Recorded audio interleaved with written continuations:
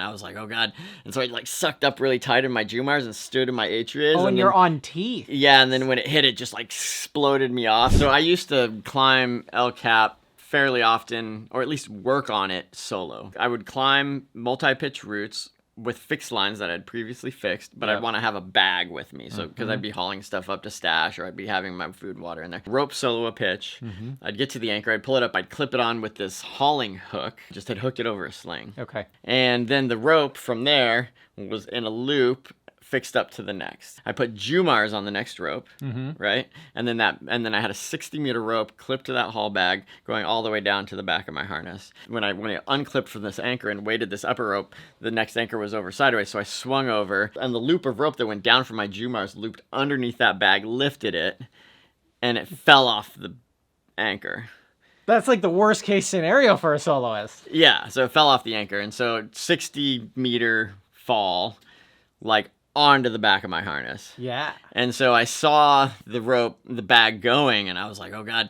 And so I like sucked up really tight in my Jumars and stood in my atreus. Oh, and you're on teeth. Yeah, and then when it hit, it just like exploded me off, and my harness like slipped up and like tweaked my rib cartilage. It like hurt pretty bad. I had to not climb for like a week and a half or something after that.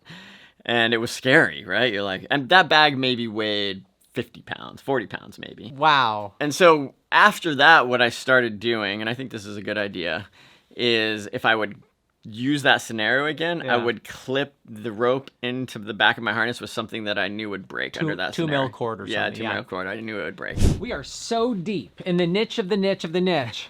I want to know what the heck this is for. What the heck this is for. So these are just silly things that I wanted myself, and I figured a few other people on the internet might want. When you're hauling while solo climbing... Show, don't tell. Let's go over there. So this is a Fifi hook that I have rigged as my personal one to haul bags with. That's what they're going to demonstrate. But you have a different one now. This is the Avant solo haul hook. If you're climbing alone on a wall, or even a multi-pitch route, there's no one down here to release the bag. So you need to be able to release it from above by just pulling the cord if you're way up there.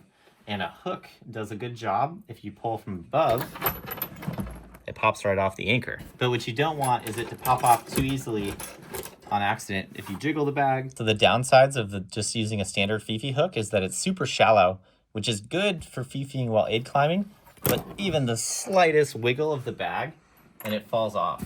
So it's oh God, kind of sketch. Because if this has, let's say even 20 pounds and it falls, and this is attached to you climbing, it's going to shock load your rear. I actually had this happen on a fixed line rehearsal day. You do bring like a 40-meter little tiny tag and your day bag with snacks and jackets, and you pull it behind you as you go with this exact method. The tagline got caught in the wind on a windy day. That's it? Popped it, and a bag came rocketing past me from above because my friend's Fifi released. What happened to your friend?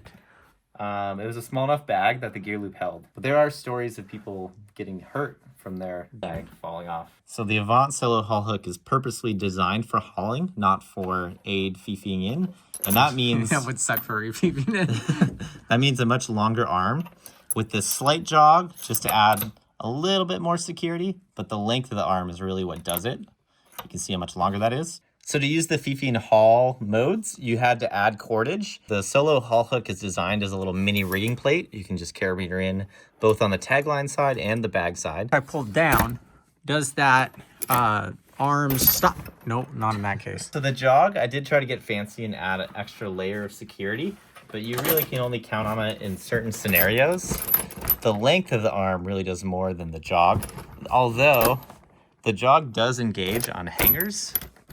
But still, when I lift... It still pops off. I'm more worried about the nail at the top here. You do risk it binding if you're going left. So be aware of that. Be aware of that. Best case scenario for the solo haul hook, you have this diameter chain, 5/16. What is that metric? 8 millimeter. And you're hooking it down away from the hanger, so there's plenty of movement. It'll release in any direction of pull. Let me see here. Yep, it comes off. And it's not the end of the world to have it here. Is there a way to back that up? So what I recommend for all scenarios is adding a simple slip knot to the tagline. Okay. And how that works, if the bag does bump off, the slip knot catches, but If you fall. it's still releasable upwards. Well, your piton is pretty bad up there. It's a nailing wrap. It wouldn't be a how not to episode if we tried to find out the strength of something that really didn't matter. What I want to know is how strong of a bag can this hold before this hook deforms? Let's find out. Ow! I was way too close. But you could hold a 1,000-pound bag. Unbent the hook. Oh, that's some not a good look. Well, that sucks. That was my personal hook that he gave me. Get your aid climbing gear and hooks, and don't drop your bags at hownoto.com. Bye.